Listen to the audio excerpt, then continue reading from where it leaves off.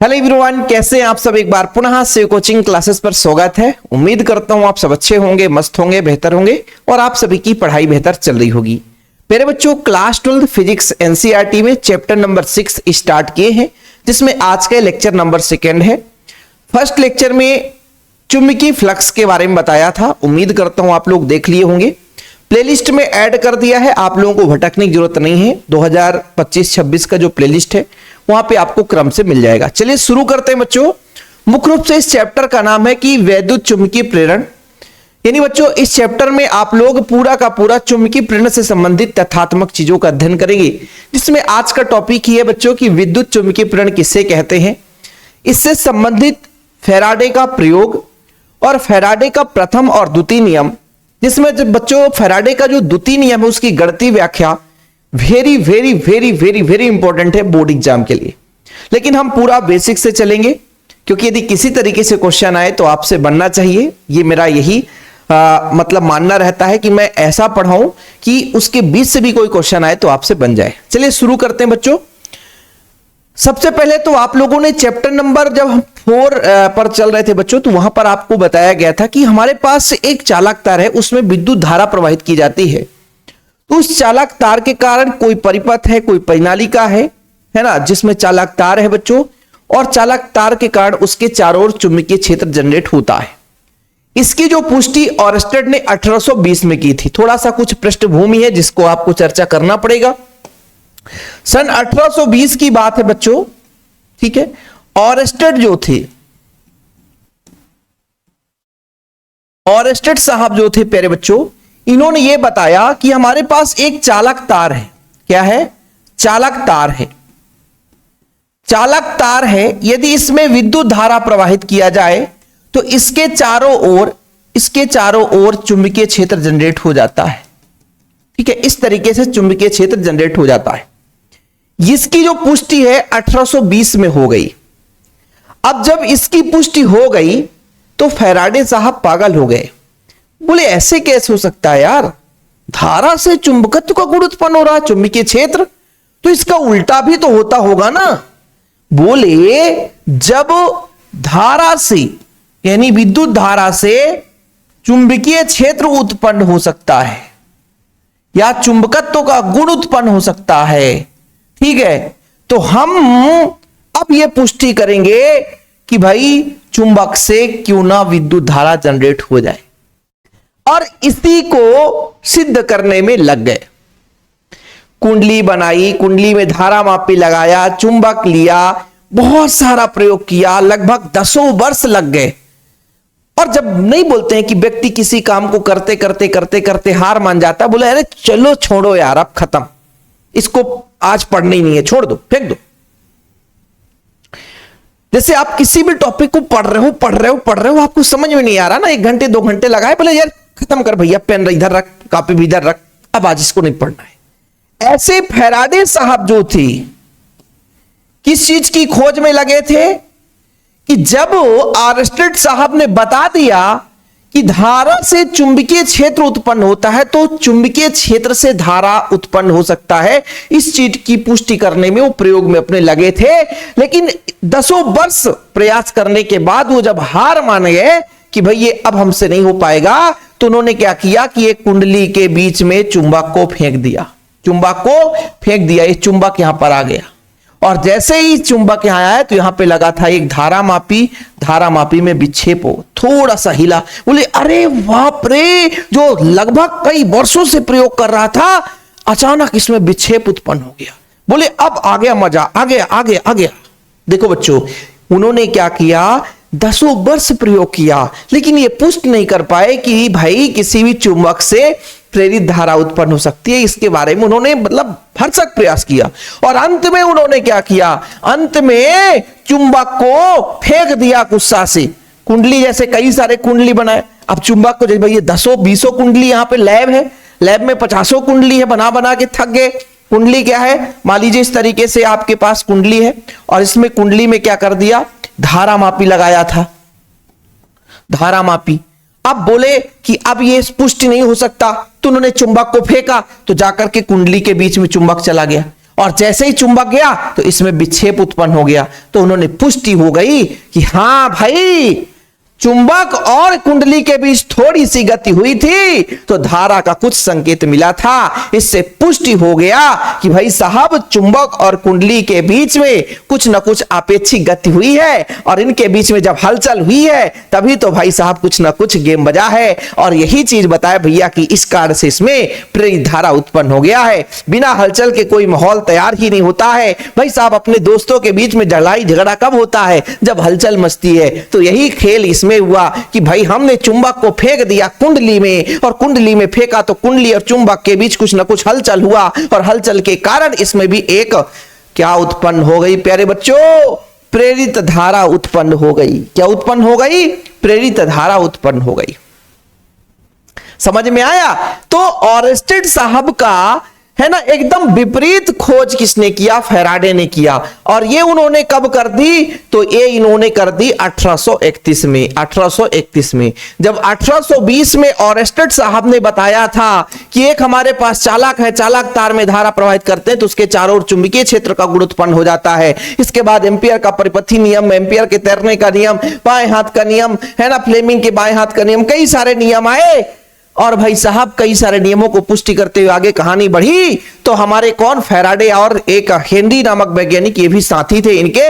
इन्होंने कहा भाई चलो चलते हैं, अब तो हमको पता हो गया कि धारा से चुंबकत्व का गुण उत्पन्न होता है। अब हम इस चुंबकीय क्षेत्र से धारा उत्पन्न करेंगे। और 10 वर्ष प्रयोग किया। अंत में जब फैराडे साहब हार मान गए तो चुंबक को उठाए और फेंक दिए, तो जाकर कुंडली के बीच में गया। और जैसे कुंडली के बीच में गया तो धारा मापी जो लगा था उसमें संकेतक थोड़ा सा हिला। इसका मतलब ये पता चला कि भाई साहब, चुंबक और कुंडली के बीच जब कुछ ना कुछ हलचल हुई, आपेक्षिक गति हुई, तो उसमें कुछ ना कुछ एक धारा उत्पन्न हुआ। तभी तो भाई धारा मापी का कांटा हिल गया। यदि कांटा नहीं हिलता प्यारे बच्चों तो धारा का उत्पन्न का कोई प्रस्तुति या कोई भी व्याख्या आज तक नहीं होता। तो फिर फैराडे ने प्रयोग किया। हम एक ही प्रयोग का अध्ययन करेंगे। फैराडे ने किस तरीके से प्रयोग किया प्यारे बच्चों कि अब विधिवत उन्होंने ये तो पुष्टि कर ली कि कुंडली के बीच में हमने चुंबक को फेंका, इसके मतलब भैया थोड़ा बहुत हलचल हुआ, और हलचल हुआ तो उसमें प्रेरित धारा उत्पन्न हुई है। तो उन्होंने कहा हमें तो अभी केवल सबसे पहले तो यही उनको पता चला कि कुंडली के बीच में हमने चुंबक फेंका, धारा मापी में संकेतक इधर उधर लुढ़का, इसका मतलब थोड़ा बहुत उसमें धारा उत्पन्न हुआ। यानी चुंबक और कुंडली के बीच जब गति होती है तभी धारा उत्पन्न होती है। उन्होंने ये पुष्टि कर ली। अब उन्होंने प्रयोग के लिए कैसे किया इस पर हम चर्चा करेंगे। देखिएगा बच्चों, थोड़ा सा टाइम लगेगा लेकिन कहानी में ट्विस्ट आ जाएगा, बिल्कुल परेशान मत होना। फिलहाल अभी इतना आप समझो कि ये विद्युत चुंबकीय प्रेरण है क्या।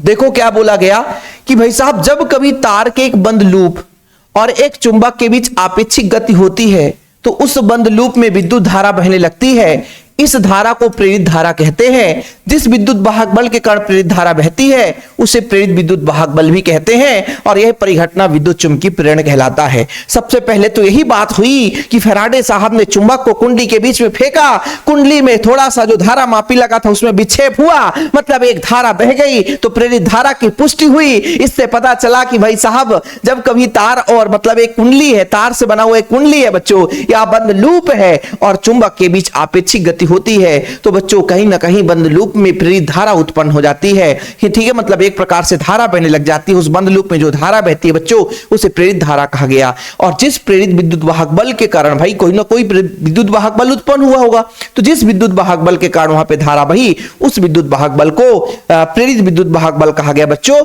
और यह पूरा परिघटना विद्युत चुंबकीय प्रेरण कहलाता है। मतलब चुंबक और कुंडली के बीच भैया आपेक्षिक गति हुई, या तो चुंबक गति करे या तो कुंडली गति करे, दो में से एक गति करना चाहिए तभी प्रेरित धारा उत्पन्न होगी। ये किसने बता दिया बच्चों? फैराडे ने बता दिया। ठीक है, कोई बच्चा लगातार कॉल कर रहा है। हमेशा मैं कहता हूं बच्चों की वीडियो बनाते समय आपका कॉल रिसीव नहीं हो पाएगा।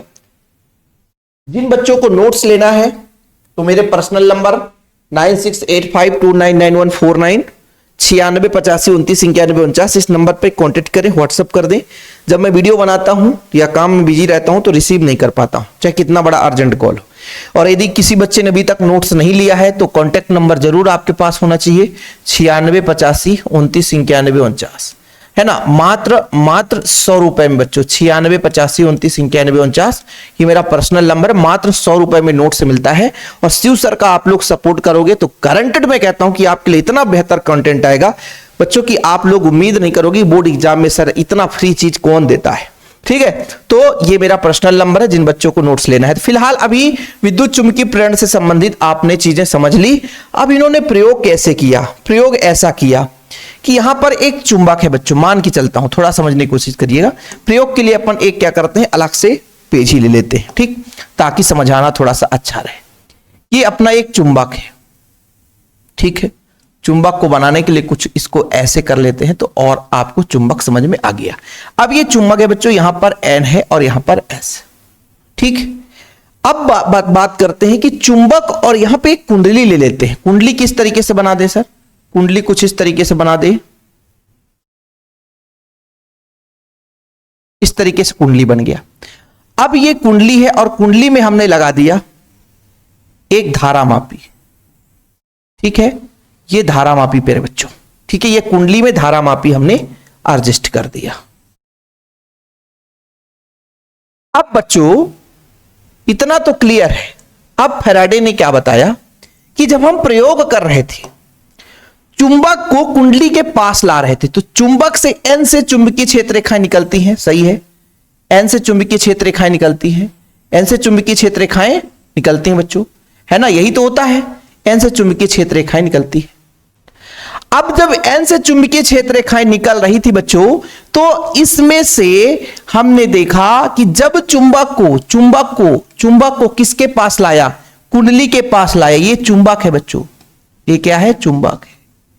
चुंबक को कुंडली के पास लाया तो उन्होंने कहा कि जब चुंबक को कुंडली के पास लाया जाता है तो कुंडली में एक प्रेरित धारा उत्पन्न हो जाती है, एक प्रेरित धारा उत्पन्न हो जाती है। और कुंडली में बच्चों कहीं ना कहीं ये जो आपका धारा मापी लगा है उसमें थोड़ा सा विक्षेप होता है। क्या होता है, विक्षेप होता है। ऐसा क्यों, क्योंकि इस चुंबक के चुंबकीय क्षेत्र रेखाओं की संख्या इसमें से गुजर रही है और उसी चुंबकीय क्षेत्र रेखाओं की प्रेरणा से ये प्रेरित होकर के इसमें अल्प धारा बहने लग जाती है प्यारे बच्चों, जिसे हम प्रेरित धारा का नाम दे देते हैं। क्या दे देते हैं, प्रेरित धारा का नाम दे देते हैं। अब जैसे मान लीजिए यहां पे ये डायरेक्शन इधर झुका हुआ, मतलब धारा यहां से आया बच्चों, इस तरीके से धारा बहता हुआ इस तरीके से डायरेक्शन बता रहा है। ये चुंबकीय क्षेत्र रेखाएं बाहर की ओर जाती है, सबको पता है, चुंबकीय क्षेत्र रेखाएं बाहर की ओर जाती है। ये फैराडे का प्रयोग है भाई। उन्होंने ये पता तो कर लिया कि कुंडली के बीच में चुंबक को फेंक दिया हमने, तो ये देखा कि कहीं ना कहीं भाई साहब क्या है, प्रेरित धारा उत्पन्न हो रही है। अब जैसे जैसे बच्चों चुंबक को कुंडली के पास लाया जा रहा है, जैसे से चुंबक को कुंडली के पास लाया जा रहा है, इसमें धारा का मान बढ़ता जा रहा है। धारा मापी आप लोगों ने देखा नहीं तो गूगल में सर्च कर लेना, धारा का मान बढ़ता जा रहा है, मतलब इसकी जो सुई है बच्चों वो आगे बढ़ती जा रही है, ठीक है। ऐसा क्यों होता होगा, क्योंकि जितना पास लाएंगे इसमें से गुजरने वाली चुंबकीय क्षेत्र रेखाओं की संख्या उतनी अधिक हो जाएगी, फलस्वरूप प्रेरित धारा उतना ही अधिक होगा। आगे आप पढ़ोगे बच्चों, जितना ज्यादा चुंबकीय फ्लक्स में परिवर्तन होगा उतना ही ज्यादा उसमें धारा बहेगी। इसी प्रयोग से तो उन्होंने पुष्टि किया, देखा क्या कि चुंबक को कुंडली के पास जितना ले जा रहे हैं उतना ही ज्यादा उसमें विक्षेप हो रहा है, किसमें, धारा मापी में। इससे पता चला कि कुंडली जितना चुंबक के पास जाता है उसमें प्रेरित धारा उतनी ज्यादा उत्पन्न होती है, फलस्वरूप बच्चों इसमें विक्षेप ज्यादा उत्पन्न होता है, ठीक है। दूसरा चीज इन्होंने क्या किया कि दूसरा चीज इन्होंने सेम किया, बस ये किया कि भाई साहब दूर ले जा रहा है, क्या कर रहा है, दूर ले जा रहा है। इस बार इसको दूर ले जाने के लिए कोशिश करेगा, इस बार क्या करेगा बच्चों, दूर ले जाने के लिए कोशिश करेगा। अब इसको दूर ले जा रहा है, इसको दूर ले जा रहा है, किससे, कुंडली से दूर ले जाता है। जैसे ही दूर ले जाने की कोशिश करता है तो इसमें धारा की दिशा बदल जाती है। धारा की दिशा भाई देखो समझना कि जैसे ही कुंडली को और चुंबक को एक दूसरे से दूर करते हैं तो इस बार प्यारे बच्चों, इस बार प्रेरित धारा की दिशा पूरी की पूरी बदल जाती है। इस बार पूरी की पूरी प्रेरित धारा की दिशा भी बदल जाएगी, ठीक है बच्चों, प्रेरित धारा की दिशा भी क्या हो जाएगी, बदल जाएगी। पूरा हिसाब कर दो सर, तभी क्लीन समझ में आएगा, है ना। क्योंकि भाई हमने कहा कि हमारे पास एक चुंबक है, क्या है, एक चुंबक है, पूरा ही आ जाता है यार, तो बना लो ना सर, ठीक है, फर्स्ट,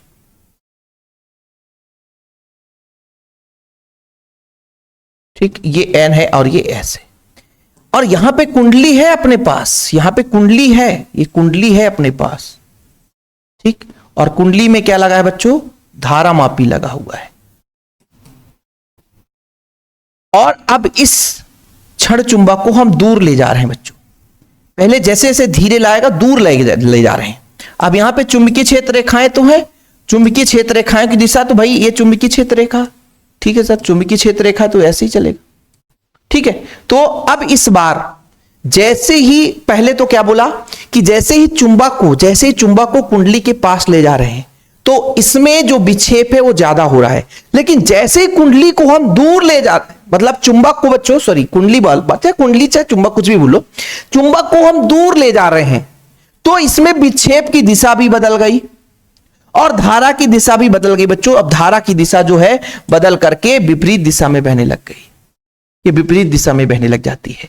यानी जैसे ही हम क्षण चुंबक को कुंडली से दूर ले जा रहे हैं, प्रयोग है बच्चों, पूरा मैं हिंदी आपको डिटेल में दिखाऊंगा, बिल्कुल परेशान मत होना।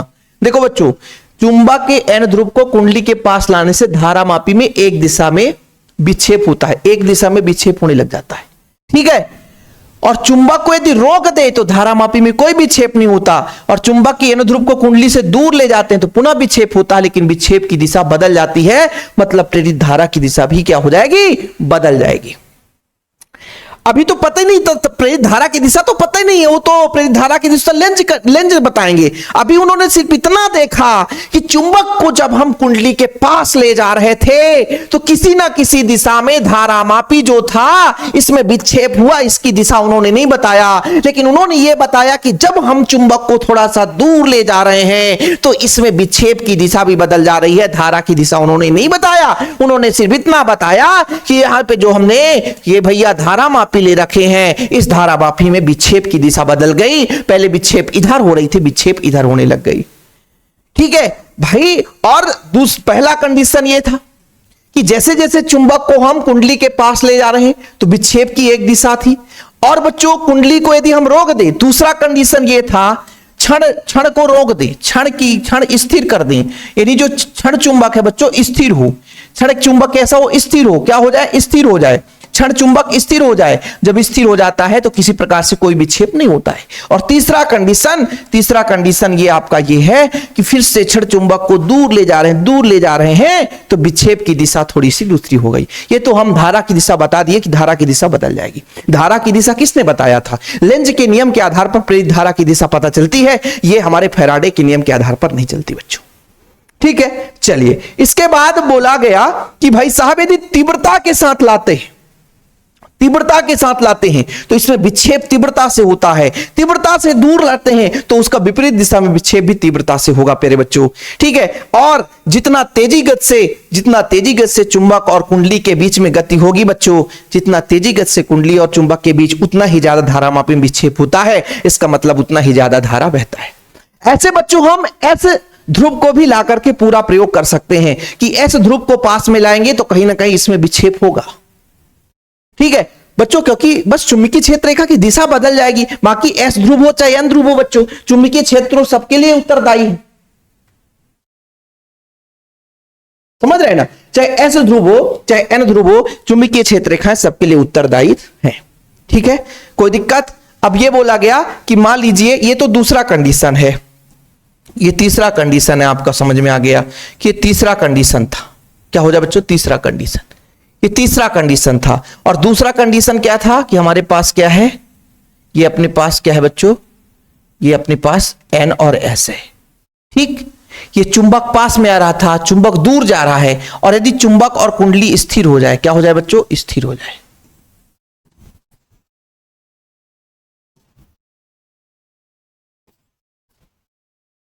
कोई विक्षेप नहीं होगा, कोई विक्षेप नहीं होगा, ठीक है, कोई विक्षेप नहीं होगा।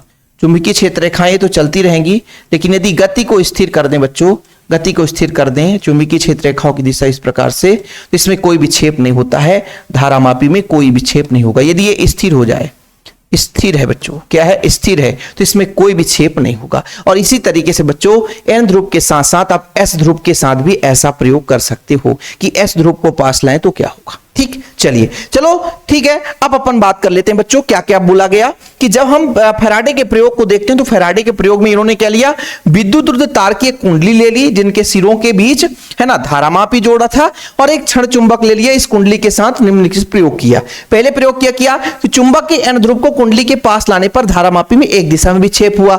दूसरा बताया कि यदि कुंडली को रोक देते हैं, चुंबक को रोक देते हैं तो धारामापी में कोई विक्षेप नहीं होता है। तीसरा बताया चुंबक के एन ध्रुव को दूर ले जा रहे हैं तो विक्षेप होता है लेकिन दिशा बदल जाती है। फिर बताया कि यदि यही प्रयोग चुंबक के एस ध्रुव को कुंडली के पास लाने या दूर ले जाने में करें तो धारामापी विक्षेप होता है, किंतु प्रत्येक स्थिति में विक्षेप की दिशा एन से विपरीत रहेगा। बस यही चीज रहेगा कि भाई साहब यहां पर यह बोला गया कि जैसे एन ध्रुव को हम पास ला रहे थे तो कुंडली का विक्षेप इधर था, जब एस को लाएंगे तो इसका विपरीत हो जाएगा। एन और एस के भाई एन को ले जा रहे थे तो जिस दिशा में विक्षेप हो रहा था धारामापी में, अब भाई उसका विपरीत ही होगा एस ध्रुव में, ये कंडीशन बताया गया। तो 3 और चित्र बनाना है जिसको मैं नहीं बना रहा हूं, ठीक है, चीजें क्लियर बच्चों। इसके आगे भी देखो कि चुंबक को धीरे धीरे चलाने पर विक्षेप का मान कम और तेजी से चलाने से विक्षेप अधिक होगा। मैंने आपको बताया था कि जितना तेजी से जाएगा उतनी ज्यादा चुंबकीय क्षेत्र रेखाएं उसमें से जाएंगी, प्रेरित धारा उतनी तेजी होगी। प्यारे बच्चों, चुंबक को स्थिर रखकर कुंडली को चलाने पर भी धारा में विक्षेप होता है। पहले ही बता दिया कि कुंडली और चुंबक दोनों के बीच में हलचल हुआ है, तभी खेल खेला गया है बच्चा। तो भाई साहब चाहे चुंबक को गति करा दो चाहे कुंडली को गति करा दो, दो में से एक को नचाना होगा, तभी खेल भैया आगे बढ़ाना होगा। यहां पे सिंपल है कि चाहे चुंबक गति करे चाहे कुंडली गति करे, दो में से कोई गति कर जाए, प्रेरित धारा उत्पन्न होना तय। हाँ, लेकिन गति होगा तभी, यदि गति नहीं होगा तो उसमें लगातार चुंबकीय क्षेत्र रेखाओं की संख्या में परिवर्तन नहीं होगी, और चुंबकीय क्षेत्र रेखाओं की संख्या में परिवर्तन नहीं होगी, प्रेरित धारा उत्पन्न नहीं होगी। ठीक है, चलो, चुंबक और कुंडली के बीच आपेक्षिक गति होगा तो धारामापी में विक्षेप होगा। यदि चुंबक कमजोर है तो विक्षेप कम होगा, किंतु यदि चुंबक शक्तिशाली ले रखा है आपने तो विक्षेप अधिक होगा। क्यों? क्योंकि प्यारे बच्चों, आप लोगों को पता है कि चुंबक यदि प्रबल है तो चुंबकीय क्षेत्र रेखाओं की संख्या ज्यादा होगी, और ये चुंबकीय क्षेत्र रेखाओं की कमाल की बात है बच्चों कि इन्हीं के कारण यही तो प्रेरित करते हैं और इसमें एक प्रेरित धारा उत्पन्न होती है। अब कुछ लोग कहेंगे सर लैब में आप प्रैक्टिकल करा दो, तो हमारे पास लैब नहीं है। ठीक है, चलिए यहां पे कहानी आया बच्चों। अब इससे निष्कर्ष क्या निकला, देखो ये सारा पॉइंट मैं लिख के लाता हूं ताकि आप लोगों को समझा सकूं कि है क्या, निष्कर्ष है क्या यहाँ पे, कहीं पे निष्कर्ष कब कहां चला गया भाई, पेज नहीं लिखा है क्या? फैराडे की व्याख्या और निष्कर्ष दोनों चीज है। व्याख्या उन्होंने क्या किया, इन सब प्रयोग करने के बाद क्या देखा कि जब चुंबक को कुंडली के पास लाया जाता है तो उससे बद्ध चुंबकीय फ्लक्स में वृद्धि होती है। भाई उन्होंने देखा कि चुंबक को कुंडली के पास लाते हैं तो भाई साहब विक्षेप तेजी से होता है, कुंडली के दूर ले जाते हैं तो विक्षेप की दिशा बदल जाती है, तेजी से जाता है पास में तो तेजी से मान विक्षेप होता है, धीरे धीरे ले जाते हैं तो विक्षेप धीरे धीरे होता है। कुछ तो पुष्टि हुई होगी, कुछ तो उन्होंने निष्कर्ष निकाला होगा, तो ये निष्कर्ष तो बताना पड़ेगा कि भाई साहब इतना प्रयोग किए। तो लास्ट में उन्होंने बताया, क्या बताया कि भाई साहब जब चुंबक को कुंडली के पास ले जाते हैं तो उससे चुंबकीय फ्लक्स में परिवर्तन होता है। चुंबकीय फ्लक्स मतलब चुंबकीय क्षेत्र रेखाओं की संख्या में परिवर्तन होता है, और पास ले जाते हैं तो चुंबकीय क्षेत्र रेखाओं की संख्या में वृद्धि होती है। अब देखो यहां पे चुंबकीय फ्लक्स आ गया ना, चुंबकीय फ्लक्स को बड़े डिटेल में समझाया हूं, लगभग 40 मिनट का लेक्चर है जो कि 10 मिनट में होना चाहिए और वो 40 मिनट में कराया है। क्यों? क्योंकि बच्चा बाद में ये ना कहने पाए कि यहां पे ये पॉइंट समझ में नहीं, इतना डिटेल्स में बात होती है। और अभी यहां पे क्या चल रहा है, डिटेल्स में बात हो रहा है, ये डीप में, कि भाई फैराडे ने लास्ट में ये व्याख्या कर दी अपने नियम में, प्रयोग में, कि भाई साहब हम जब धीरे धीरे लेकर के क्षण चुंबक को जा रहे थे तो विक्षेप धीरे गति से हुआ, लेकिन चुंबक को तीव्रता से लाया गया तो विक्षेप तेजी से हुआ। इसका मतलब जितना तेजी से लाते हैं तो उसमें चुंबकीय फ्लक्स में उतना ज्यादा वृद्धि होती है, और चुंबकीय फ्लक्स मतलब चुंबकीय क्षेत्र रेखाओं की संख्या बढ़ती है, जिसके कारण उसमें प्रेरित धारा बढ़ जाता है बच्चों। ठीक है, किंतु जब कुंडली को चुंबक को कुंडली से दूर ले जाते हैं तो चुंबकीय फ्लक्स में कमी होता है। क्यों? जैसे जैसे चुंबक दूर जाता जाएगा तो भाई कुंडली से चुंबक दूर जाएगा तो उसमें चुंबकीय क्षेत्र रेखाओं की संख्या में कमी होगी, तो फ्लक्स के मान में कमी होगी बच्चों, है ना। दोनों स्थिति में चुंबकीय फ्लक्स में परिवर्तन होता है, अतः कुंडली में प्रेरित विद्युत वाहक बल या विद्युत वाहक बल उत्पन्न हो जाता है, जिससे कुंडली में प्रेरित धारा बहने लग जाती है। सिंपल कहने का तात्पर्य इन्होंने बताया कि चुंबक को हम कुंडली के पास ले जाएं तो उसके फ्लक्स में लगातार वृद्धि होती है, चुंबकीय क्षेत्र रेखाओं की संख्या में वृद्धि होती है। कुंडली से चुंबक को दूर ले जा रहे हैं तो चुंबकीय फ्लक्स में कमी होगी, क्योंकि वहां पे चुंबकीय क्षेत्र रेखाओं की संख्या कम होता जाएगा। इस दोनों कंडीशन में कहीं ना कहीं एक विद्युत वाहक बल उत्पन्न हो जाता है, जिसके कारण प्रेरित धारा बहने लग जाती है। दूसरा उन्होंने क्या बताया कि जब चुंबक और कुंडली में कोई आपेक्षिक गति नहीं होती, अर्थात दोनों स्थिर होता है, तो कुंडली से बद्ध चुंबकीय फ्लक्स में कोई परिवर्तन नहीं होता है, अतः कुंडली में कोई विद्युत वाहक बल प्रेरित नहीं होता। इन्होंने केवल प्रयोग से निष्कर्ष निकाला, ये अपने प्रयोग से निष्कर्ष निकाला कि भाई चुंबक को ले जा रहे थे धीरे धीरे धीरे धीरे और रोक दिए तो विक्षेप नहीं हुआ। भाई यहां पे आप लोगों ने बड़े प्यार से समझा कि भाई इस चुंबक को हम धीरे धीरे धीरे पास में ले जा रहे थे तो इसमें विक्षेप हो रहा था, जितना भाई आगे बढ़ाए विक्षेप उतना अधिक हुआ, लेकिन यदि जहां पे स्थिर कर दिए, यदि वो स्थिर हो गया तो विक्षेप नहीं हुआ।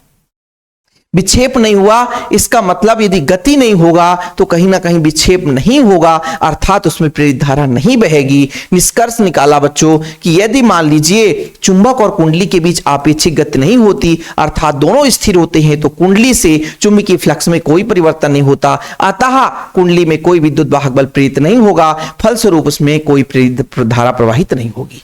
इससे एक निष्कर्ष निकला जिसे ही फैराडे का प्रथम नियम कहेंगे कि वास्तविक रूप से जब तक चुंबकीय फ्लक्स में परिवर्तन होगा तब तक उसमें प्रेरित विद्युत वाहक बल उत्पन्न होगा और प्रेरित धारा बहेगी, और चुंबकीय फ्लक्स में परिवर्तन खत्म तो भाई किसी प्रकार से धारा नहीं बहेगी। यही चीज अपने व्याख्या करके फैराडे ने अपने नियम में बताया। तो फिलहाल ये व्याख्या आप लोगों ने अच्छे तरीके से समझा प्यारे बच्चों, और निष्कर्ष उन्होंने निकाला कि चुंबकीय फ्लक्स में परिवर्तन होने से ही प्रेरित विद्युत वाहक बल उत्पन्न होता है। यह तभी संभव है जब चुंबक और कुंडली के बीच आपेक्षिक गति हो। लास्ट में उन्होंने एक लाइन में बताया कि भाई प्रेरित विद्युत वाहक बल कब उत्पन्न होगा, जब चुंबकीय फ्लक्स में परिवर्तन होगी, और चुंबकीय फ्लक्स में परिवर्तन तभी हो सकता है जब चुंबक और कुंडली के बीच आपेक्षिक गति होगी। क्योंकि प्यारे बच्चों मैंने कहा कि हमारे पास कुंडली है, क्या है? कुंडली है, और कुंडली में एक धारामापी लगा हुआ है। हमने कहा हमारे पास एक क्षण चुंबक है, बड़े प्यार से आप लोगों ने कहा ठीक है सर, N और S है। यदि ये स्थिर है प्यारे बच्चों तो चुंबकीय क्षेत्र रेखाओं की संख्या भी स्थिर है, चुंबकीय क्षेत्र रेखाओं की संख्या भी स्थिर है ना। अर्थात चुंबकीय क्षेत्र रेखाओं की संख्या स्थित है तो फ्लक्स में कोई परिवर्तन हो नहीं रहा है। प्रारंभ में भी φ1 है, बाद में भी φ1 है, तो घटाएंगे φ1 माइनस φ2 बराबर 0। जब फ्लक्स में कोई परिवर्तन नहीं तो प्रेरित धारा नहीं होगी। लेकिन जब इसको आगे ले जाएं या पीछे ले जाएं तो φ1 कुछ और रहा होगा, φ2 कुछ और रहा होगा, तो परिवर्तन में बच्चों φ2 माइनस φ1 रहा होगा। लास्ट में इन्होंने यही बताया कि प्रेरित विद्युत वाहक बल तभी उत्पन्न होगा जब चुंबकीय फ्लक्स में परिवर्तन होगा, और यह तभी संभव है जब कुंडली और चुंबक के बीच गति हो। यदि चुंबक और कुंडली के बीच गति नहीं होगा ना प्यारे बच्चों, तो फिर इसमें चुंबकीय क्षेत्र रेखाओं की संख्या में बदलाव नहीं होगी, और चुंबकीय क्षेत्र रेखा नहीं बदलेगा तो फ्लक्स नहीं बदलेगा। अर्थात फ्लक्स का बदलना इसका मतलब बच्चों इसके बीच दोनों के बीच आपेक्षिक गति होना। बताओ कहानी में ट्विस्ट आया? बहुत ज्यादा ट्विस्ट आया। उम्मीद करता हूं कि आप लोग समझ भी गए होंगे यार, है ना। चलिए, और इसी चीज से फैराडे ने अपना दो नियम दे दिया प्यारे बच्चों, जिसे प्रथम नियम और द्वितीय नियम कहते हैं। और फैराडे का प्रथम नियम है, बस इसकी शब्दावली आप लोगों ने अब समझ लिया ना। देखिए नियम बहुत जल्दी समझोगे कि जब कभी किसी बंद परिपथ से बद्ध चुंबकीय फ्लक्स में परिवर्तन होता है, किसी बंद परिपथ से, ये मैंने कहा एक बंद परिपथ है, एक बंद परिपथ है, ठीक है बच्चों। इसमें हम क्या कर रहे हैं कि इसके चुंबकीय फ्लक्स में परिवर्तन होता है। चुंबकीय फ्लक्स में परिवर्तन कब होगा? जब सर क्षण चुंबक की आप गति कराओगे। क्षण चुंबक हमने कहा ये N है, ये S है, ठीक है। तो ये पहले कुछ और था, बाद में कुछ और हो जाएगा प्यारे बच्चों, तो इसमें चुंबकीय फ्लक्स में परिवर्तन होगी। क्या बोला गया? जब किसी बंद किसी बंद परिपथ में बद्ध चुंबकीय फ्लक्स में परिवर्तन होगा। यानी बच्चों पहले कहा कि पहले φ1 था, ठीक है, लेकिन पास में और जब लाया तो इसका फ्लक्स φ2 हो गया, ठीक है। परिवर्तन होता तो उस परिपथ में प्रेरित धारा बहने लग जाती है। मैंने कहा कि ठीक है प्रेरित धारा तो बहेगी, तो प्रेरित धारा की दिशा मान के चलता हूं बच्चों, पास में आ रहा तो नीचे की ओर है। कहां? नीचे की ओर है, नीचे की ओर है, और इनकी चुंबकीय क्षेत्र रेखाएं बाहर की ओर, ठीक है। उसका अस्तित्व उस समय तक रहेगा जब तक कि चुंबकीय फ्लक्स में परिवर्तन होते रहेगा। उन्होंने ये बताया सिंपल, चूंकि अभी आपने पूरा निष्कर्ष देख लिया कि प्यारे बच्चों प्रेरित विद्युत वाहक बल का अस्तित्व तभी तक हो सकता है जब तक उसमें चुंबकीय फ्लक्स में परिवर्तन होगा, अन्यथा चुंबकीय फ्लक्स में परिवर्तन नहीं हुआ तो प्रेरित धारा खत्म। वही चीज उन्होंने यह बताया कि भाई यदि किसी बंद परिपथ की बात करें और इसमें चुंबकीय फ्लक्स में परिवर्तन होता है तो उसमें प्रेरित धारा उत्पन्न होगी, और यह प्रेरित धारा कब तक बहेगी? जब तक इसमें फ्लक्स में परिवर्तन होगा। जितना टाइम फ्लक्स में परिवर्तन नहीं होगा, यानी चुंबकीय क्षेत्र रेखाओं की संख्या नहीं बदलेगी, उतनी ही टाइम समझो उसमें प्रेरित धारा नहीं बहेगा। बोलो बाबूजी, कहानी में कैसा लगा?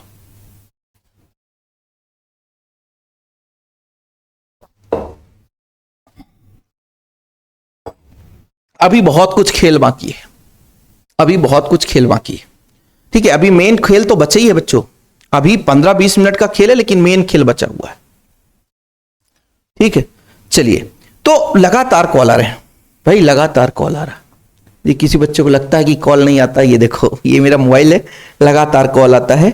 और बच्चों मैं आप लोगों से निवेदन यही करता हूं कि मैं वीडियो बनाने के बाद सबको कॉल बैक करता हूं, चाहे 10 वीडियो मिस कॉल आ जाए, लेकिन वीडियो बनने के बाद आपसे मैं संपर्क करता हूं। और जिस बच्चे को नोट्स चाहिए तो कॉन्टेक्ट नंबर क्या है? 9685299149। एक छोटा सा अमाउंट लगता है 100 रुपए, बाकी में इतना अच्छा नोट्स बच्चों 100 रुपए में आपको कहीं नहीं मिलने वाला, ये मेरा वादा है आपसे। यहाँ प्रॉपर तैयारी के लिए आपको प्रॉपर नोट्स की जरूरत होती है।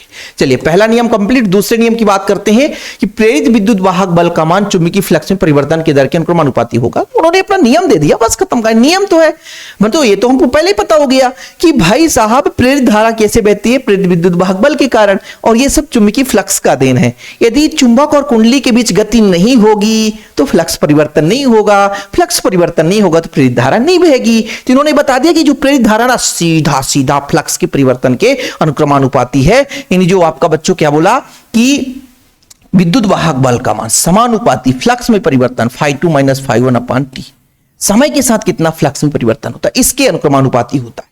अब थोड़ा सा इसका हिंदी लिखना पड़ेगा, तो हाथ पैर सड़िया लीजिए जजमान, है ना। आप लोगों ने पढ़ा होगा, है ना, और नहीं पढ़ा है तो अच्छी बात है, आज आप लोग सीख जाओगे। गणितीय व्याख्या, क्या बच्चों? गणितीय व्याख्या, ठीक। गणितीय व्याख्या करने जा रहे हैं।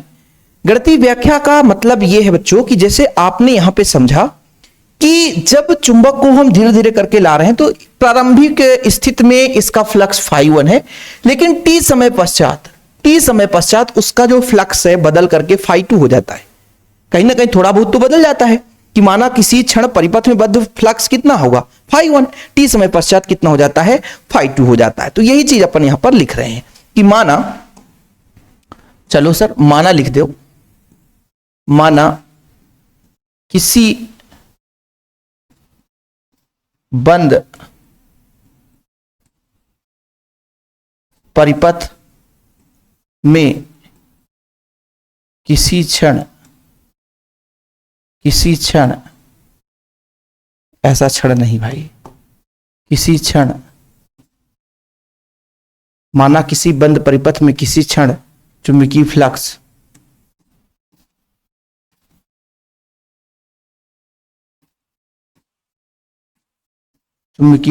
φ1 है, t समय पश्चात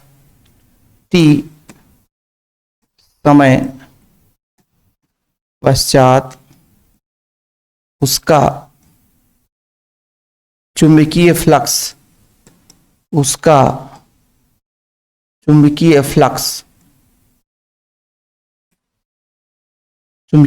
φ2 हो जाता है।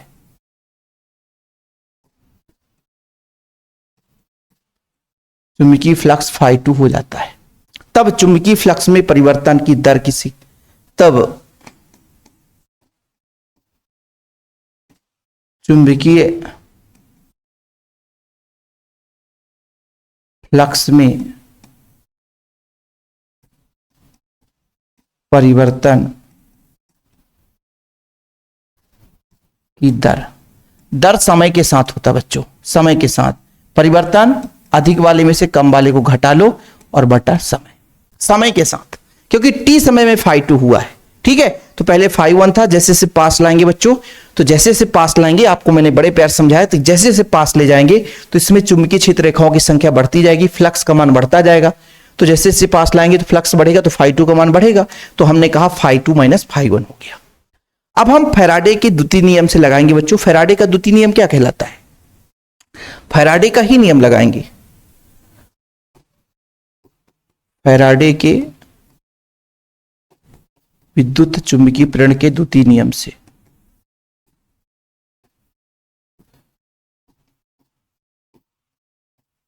प्रेरण के द्वितीय नियम से, द्वितीय नियम से प्रेरित विद्युत वाहक बल समानुपाती होता है चुंबकीय फ्लक्स में परिवर्तन के दर के, यानी फाई 2 माइनस फाई 1 अपान टी। जब समानुपाती हटाते हैं बच्चों तो के एक नियतांक लग जाता है, तो माइनस के एक नियतांक लगा दिया और फाई 2 माइनस फाई 1 अपान टी। ठीक, अपान टी कर लिया। ठीक है, अपान टी कर लिया बच्चों। ऋण किस बात का प्रतीक है? थोड़ा 1 मिनट का समय देंगे। ऋण इस बात का प्रतीक है कि जो प्रेरित धारा उत्पन्न हुई है ना प्यारे बच्चों, प्रेरित धारा जो उत्पन्न हुई है, जिसके कारण उत्पन्न हुई है, उसी का वह विरोध करती है। ठीक है, स्क्रीनशॉट ले लो, तब तक स्क्रीनशॉट आप लोग बेशक ले सकते हैं कि जो आप ऋण इस बात का प्रतीक है कि जिसके कारण वो उत्पन्न हुई है बच्चों, वो उसी का विरोध करती है। ठीक है, ऋण किस बात का प्रतीक है कि विद्युत वाहक बल सदैव चुंबकीय फ्लक्स में परिवर्तन का क्या करती है? विरोध करती है। तो आगे बात करते हैं कि बच्चों जहां के क्या है, जहां जैसे आप लोगों ने ये अपना तो आ ही गया था। ठीक है, अपना ये आया था कि E बराबर माइनस के फाई 2 माइनस फाई 1 अपान टी। ठीक, ये आपने पढ़ लिया, इतना आप लोगों को दिक्कत नहीं होना चाहिए। और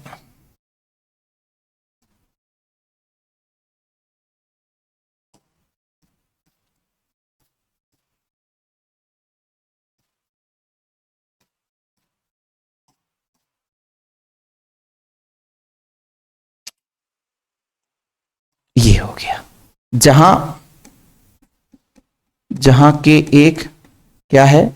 आनुपातिक नियतांक है,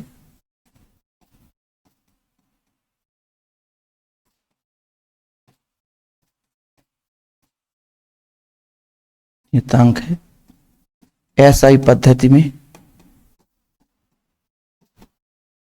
के बराबर 1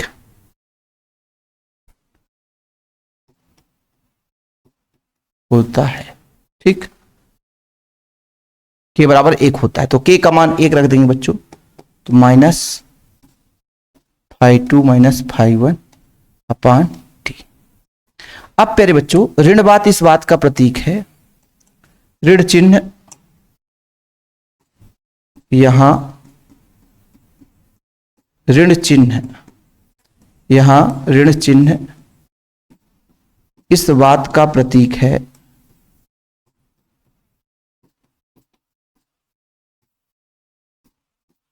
इस बात का प्रतीक है कि प्रेरित विद्युत धारा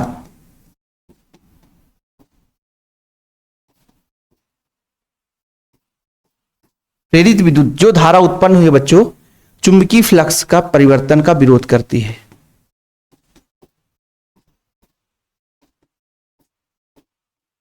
चुंबकीय फ्लक्स के परिवर्तन का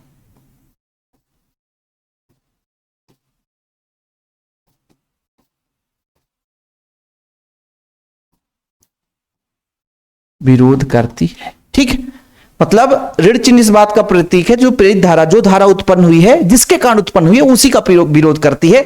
और यही चीज आप पढ़ोगे लेंज का नियम कि जिसके कारण उत्पन्न हुई जो विद्युत वाहक बल है बच्चों, या प्रेरित विद्युत वाहक बल, यहां मैंने प्रेरित विद्युत धारा कह दिया, या विद्युत वाहक बल आप कर सकते हो विद्युत, नहीं तो आप लोग कह दो कि सर हमारे बुक में ऐसा नहीं है, विद्युत वाहक बल, विद्युत वाहक बल, ठीक है, चुंबकीय फ्लक्स में परिवर्तन का विरोध करती है।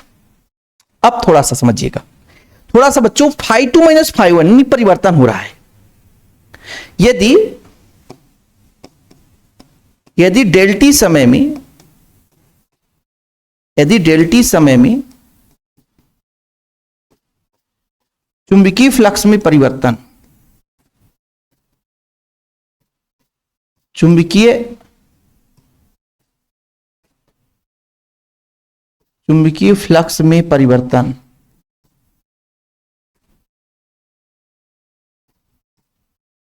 डेल्टा फाई हो तो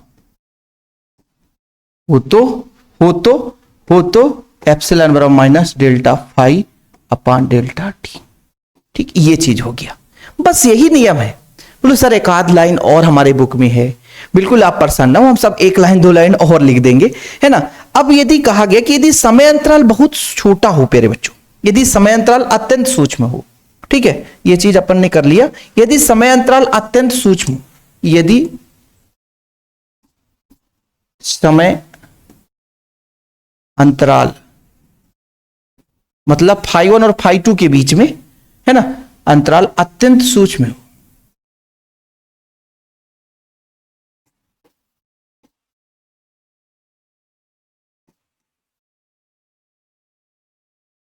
अर्थात डेल्टा टी बराबर 0, तब माइनस लगा के बच्चों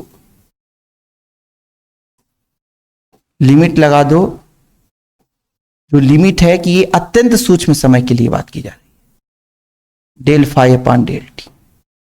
ठीक, तब प्यारे बच्चों लास्ट में अपना इतना लिख देना, ई बराबर, इसको लिख सकते हैं minus D phi upon D T. जी हां, और इसके अलावा बच्चों अब कुछ भी नहीं करना, यही आपका फैराडे का द्वितीय नियम है, इसके अलावा आपको कुछ करना भी नहीं। ठीक है, इस तरीके से आप लोगों को बच्चों फैराडे का प्रथम नियम, द्वितीय नियम कंप्लीट। उम्मीद करता हूं आप लोग प्रयोग भी समझ लिए होंगे, फैराडे का प्रथम नियम भी समझ लिए होंगे, फैराडे का द्वितीय नियम भी समझ लिए होंगे। ये पूरा बच्चों फैराडे का द्वितीय नियम गणितीय व्याख्या भी कर दिया, फैराडे का प्रथम नियम भी है, पूरा फैराडे की व्याख्या, फैराडे का निष्कर्ष, फैराडे का प्रयोग, ये पूरा मैंने आपको करा दिया। विद्युत चुंबकीय प्रेरण के बारे में बता दिया, सब कुछ आज की क्लास में खत्म हो गया, है ना। और लंबा क्लास इसलिए लाता हूं ताकि आप लोगों को प्रॉब्लम ना हो सके और ज्यादा से ज्यादा मैक्सिमम टॉपिक कवर हो सके। फिलहाल अभी के लिए इतना ही, वीडियो पसंद आए तो लाइक करके शेयर जरूर करना बच्चों, चैनल पे पहली बार आए चैनल को सब्सक्राइब कर लें। जय हिंद, वंदे मातरम।